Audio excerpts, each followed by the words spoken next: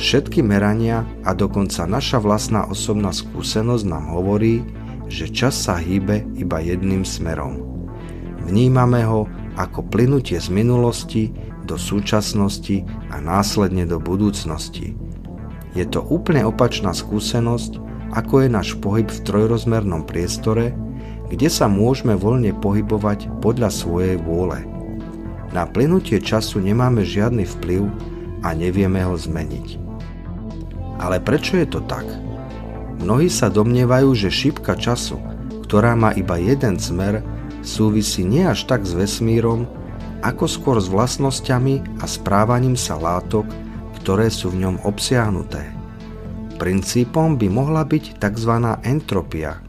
Jednoducho povedané, že vesmír postupne smeruje od neporiadku, veľkého tresku, až po usporiadanie do galaxií a ďalších vyšších štruktúr, čiže do nejakého usporiadaného celku.